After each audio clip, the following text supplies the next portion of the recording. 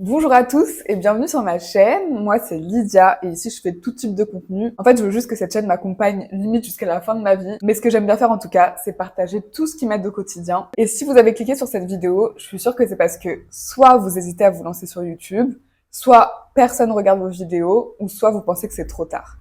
Et je vais vous dire quelque chose, si vous voulez vous lancer, c'est maintenant ou jamais. Et dans cette vidéo, on va parler de tout ça et je vais faire le maximum pour vous donner mon avis sincère en tant que petite youtubeuse et vous dire pourquoi vous devriez vous lancer ou pourquoi vous devriez continuer même si personne ne regarde. Pour la petite histoire, j'ai lancé ma chaîne il y a maintenant 9 mois. Et parfois je me dis, Mais Lydia, pourquoi tu continues en fait?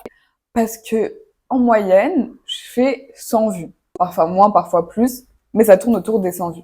Et je me dis, tout ce travail, tout ce temps que tu mets, tous ces efforts, pourquoi? J'ai toujours pris YouTube très au sérieux. Depuis ces 9 mois, j'ai toujours posté une fois par semaine. Et donc, parfois, quand je vois ces petites youtubeuses qui arrivent sur YouTube et qui, en 3 mois, font déjà des centaines de milliers de vues, parfois, je me dis, en fait, c'est un peu frustrant.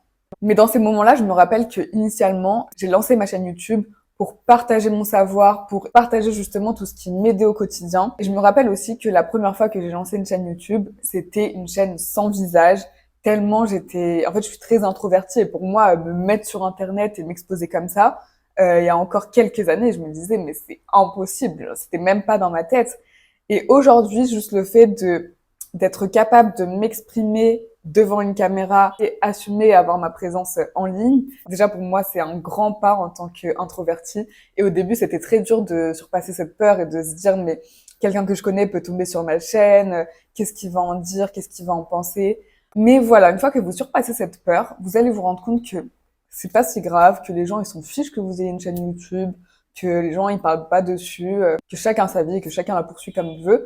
Donc, on s'en fiche. Déjà, la première étape, c'est de surpasser cette peur. Et vous savez, en fait, finalement, maintenant que j'ai surpassé cette peur et que je suis plus dans l'objectif de croissance, quand j'y réfléchis, je suis contente d'en être là où je suis aujourd'hui.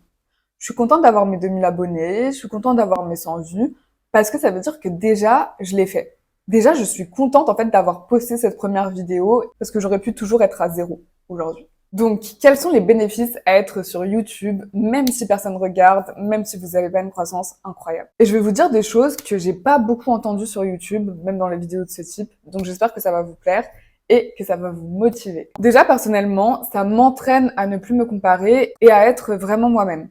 Vous savez, au début, j'avais tendance à me comparer à d'autres YouTubeurs qui soit avaient une croissance fulgurante ou soit des gros YouTubeurs. Mais en fait, depuis quelques temps, j'apprends à me détacher totalement et à juste me comparer à moi-même. Et vous savez, je trouve que ça change tout le rapport à YouTube. Parce que si on se compare, on a tendance à se dire ok, cette personne a fait cette vidéo qui a cartonné, ok, il y a ce concept qui marche trop bien, peut-être que je devrais faire pareil, peut-être que je devrais changer de sujet. Et à ce moment-là, vous vous perdez totalement. Et moi, ça m'est déjà arrivé de me perdre sur YouTube et de me dire mais qu'est-ce que je fais sur YouTube, à quoi ça sert, où ça mène, je sais même pas de quoi parler. Mais en fait, quand vous vous reconnectez à vous-même, ça devient beaucoup plus simple et vous savez de quoi parler des sujets. Et surtout, en fait, j'ai envie de me comparer à moi-même pour m'améliorer et pour être sur YouTube de plus en plus moi-même. Parce que je pense que c'est en étant à 100% moi que je pourrais au mieux contribuer à la plateforme et au mieux aider. Mais en réalité, c'est très dur d'être soi-même sur une vidéo parce que, on cut, parce qu'on n'arrive pas forcément à exprimer tout ce qu'on a en tête. Donc c'est dur, mais pour moi, c'est mon challenge. Et aussi, vous voyez sur les miniatures, moi en ce moment je suis en train d'explorer. J'essaye différents types de miniatures, j'essaye de mettre ma patte et j'ai l'impression que justement en 2025, YouTube aime ça. L'algorithme YouTube aime les personnes qui sont authentiques, qui se différencient, qui mettent leur patte, qui ajoutent quelque chose de différent. Et du coup, j'ai envie aussi de jouer avec ça et c'est pour ça que j'aime YouTube parce que c'est un peu mon terrain d'exploration. C'est pour moi un espace où déjà je m'exprime, c'est un espace créatif où je peux m'exprimer et créer, mais c'est aussi un espace où je peux explorer. Ça, j'aime trop et je suis sûre que vous allez adorer aussi. Et surtout, quand on se dit ça, on s'enlève toute cette pression. En fait, quand on considère notre chaîne comme une expérience un petit peu, on oublie toute cette pression et ça nous fait tout relativiser. On voit ça plus comme un jeu. En fait, je vois vraiment YouTube comme un jeu, comme j'essaye de passer des niveaux, vous voyez. Et on s'en fiche du temps que ça prend, le principal, c'est de continuer de jouer. Et je sais que plus je fais, plus j'apprends et plus je deviens meilleure sur YouTube. Et aussi, initialement, faut pas oublier que YouTube, c'était juste une plateforme où il n'y avait pas d'histoire de monétisation, il n'y avait pas d'histoire de compétition sur les vues. Non, c'était juste une plateforme où les personnes étaient là pour s'exprimer, pour partager leur passion, pour partager leur centre d'intérêt et trouver des personnes qui résonnent avec ça. Et aussi, avant, j'avais l'impression plutôt d'être quelqu'un de, pas de normal, enfin, si, de normal, je suis normale, et quelqu'un qui avait pas forcément d'avis fort sur les choses. Et en réalité, je me rends compte, en faisant des vidéos, que j'ai vraiment des convictions, que j'ai des choses à défendre. Et franchement, je m'en rendais pas tant compte que ça avant, mais c'est en parlant de plus en plus sur YouTube que je me rends compte que je dis certaines choses qui reviennent. Et du coup, en fait, ça m'aide aussi à me connaître vraiment. Pour autant, j'ai fait beaucoup d'introspection, je fais du journaling depuis, enfin, j'ai des journaux intimes depuis que je suis enfant, donc je sais que je me connais assez bien. Mais YouTube, ça m'aide à passer à un step supérieur. Et ce qui est bien, c'est que YouTube est là pour tout le monde. Peu importe qui vous soyez, votre histoire, votre âge, peu importe, tout le monde peut se mettre sur YouTube et tout le monde peut parler de n'importe quoi, du sujet que vous voulez, et vous trouverez forcément quelqu'un qui cherche exactement ce que vous avez à dire, qui le recherche, qui a envie de l'écouter. C'est sûr parce que si vous le pensez, il y a une autre personne qui le pense. Et aussi, j'essaie toujours de me rappeler de cette phrase que j'avais lue, même s'il y a qu'une personne qui regarde, il y a quelqu'un qui regarde. Et parfois, je me laisse piéger par mon cerveau. Parce que vous savez, je sais pas si vous connaissez les langages de l'amour, mais mon langage de l'amour, c'est plus les mots et le fait que je vois concrètement les choses, en fait, que les choses soient concrètes. Donc forcément, parfois j'ai une centaine de vues, mais je vais avoir 0 commentaire. Donc dans ma tête, les 100 vues, ça va pas retenir. Mon esprit va plus retenir les messages. Mais en fait, je me rappelle de moi, de mon cas. Avant, je commentais jamais de vidéos, j'étais jamais abonnée aux personnes, et pour autant, je regardais cette personne tous les jours. J'étais assidue devant toute cette vidéo, mais j'en likais aucune, je commentais aucune, je m'abonnais pas. Donc là, je me dis que même si j'ai que 20 vues, c'est 20 personnes derrière qui ont vraiment regardé mon contenu. Et elles ont le droit de pas commenter, elles ont le droit de pas liker, elles ont le droit de pas s'abonner. Mais elles regardent quand même. Donc peut-être que mon contenu aide quand même si personne ne me le dise pas. Peut-être que ça aide quand même. Et parfois c'est dur parce qu'on se laisse piéger par ça, on a besoin de preuves, de réassurance et tout. Mais non, en fait, dites-vous juste que ces 20 vues, c'est 20 personnes. Et dites-vous que maintenant, il y en a qui ont tellement marre de ces nouveaux concepts sur YouTube et tout, qu'il y en a qui recherchent vraiment ces petits YouTubeurs. Il y en a vraiment qui recherchent les YouTubeurs qui ont moins de 2000 vues parce qu'ils trouvent ce contenu plus authentique et plus vrai et plus comme le YouTube d'avant. Une des raisons pour laquelle j'arrêterai pas YouTube aussi, c'est parce que ça permet d'exprimer ma créativité. Même si je suis pas une artiste ou une musicienne, bah juste la créativité de créer une vidéo YouTube, je trouve ça trop bien. Déjà juste avoir une liste d'idées toujours dans ses notes, réfléchir au script, à la structure de ce que vous allez dire, filmer, tourner, vous exprimer, ensuite monter, ensuite réfléchir au meilleur titre, imaginer la minia, choisir la minia. Tout ça, tout ce process, en fait, j'adore chaque étape d'une vidéo YouTube. Je trouve que c'est pas du tout monotone et j'aime trop aussi la possibilité de se dire que chaque vidéo peut être nouvelle, ça peut être un nouveau sujet, ça peut être quelque chose de différent, ça peut vous ramener une audience différente, vous pouvez échanger différemment. Une autre raison aussi, c'est que ça m'entraîne à sortir de ma zone de confort. Vous savez, ces derniers temps, je me suis lancé un challenge de faire une vidéo par jour. Et je peux vous dire que parfois, ces derniers temps, bah, je vais pas bien tous les jours. Enfin, c'est pas facile pour moi tous les jours. Mais du coup, comme j'ai ce challenge, ça me pousse dans mes retranchements. Par exemple, hier, j'étais au bout de ma vie, j'étais pas bien, mais je devais faire une vidéo. Qu'est-ce que j'ai fait? Je me sentais pas de faire une vidéo motivante, inspirante, comme aujourd'hui où je suis plutôt dans une humeur énergique, quoi. Donc je me suis dit, tu sais quoi, je vais utiliser cette émotion pour exprimer autre chose, pour faire un autre sujet de vidéo qui me parle plus, qui me correspond plus aujourd'hui.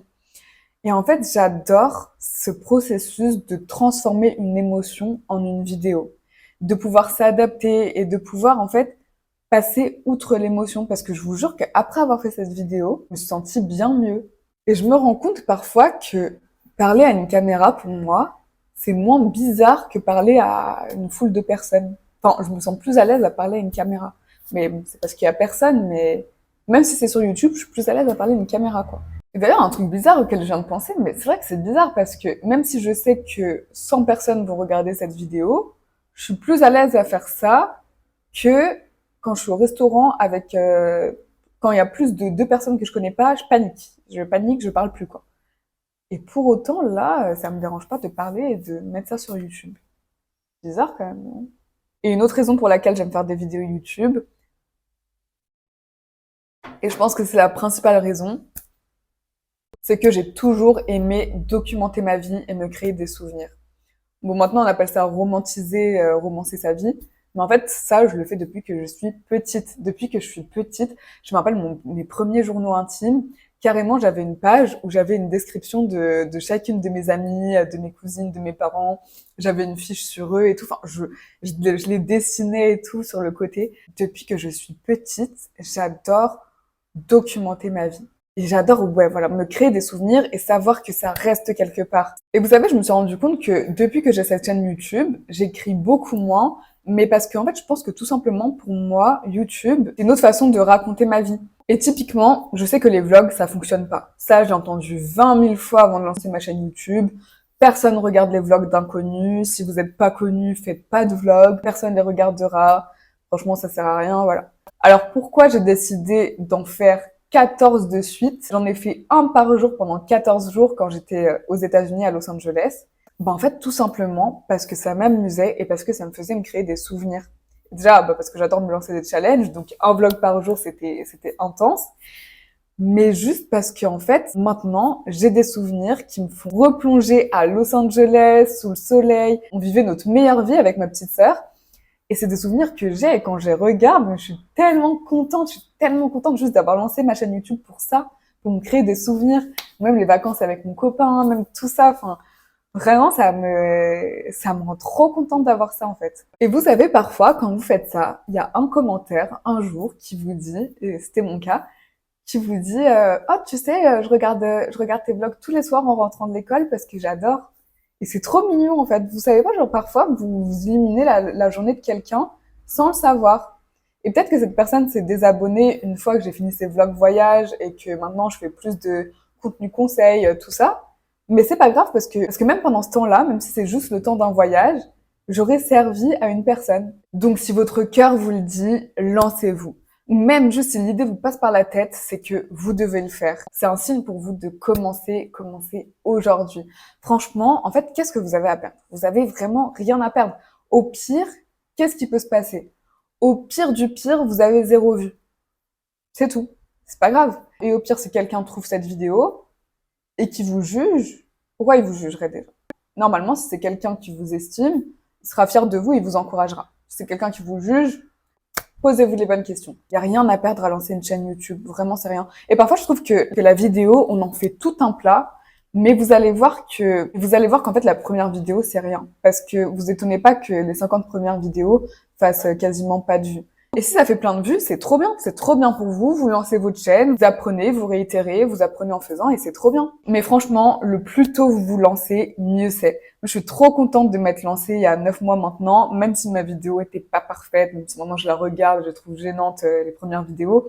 Mais je suis quand même contente de les avoir fait parce que c'est ce parcours qui m'a fait mener jusqu'ici. Et peut-être que dans quelques mois, je me dirais, mais oh là là, cette vidéo, elle était gênante, elle était un peu nulle, voilà. Peut-être que je me dirais ça de cette vidéo.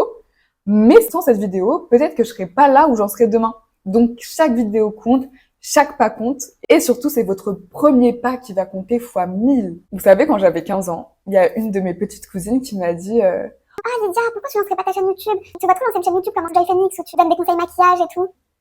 Et à l'époque, j'avais tellement peu d'estime de moi, peu de confiance en moi, que alors l'idée m'a même pas, elle est passée là, j'ai même pas eu l'idée en fait. Genre elle m'a dit ça, je fais ah très drôle.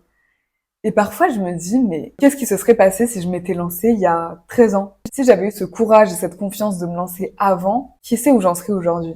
Et en plus, si vous regardez cette vidéo en 2025, profitez-en vraiment parce que là, c'est l'année où YouTube pousse les petits YouTubeurs à fond. Donc profitez-en parce qu'on sait pas combien de temps ça va durer. Et dans tous les cas, même si ça fonctionne pas, je suis trop contente de me dire, ok, j'aurais été quelqu'un qui a consommé beaucoup de contenu dans sa vie, mais j'aurais été aussi quelqu'un qui a créé du contenu et qui a pas juste consommé passivement.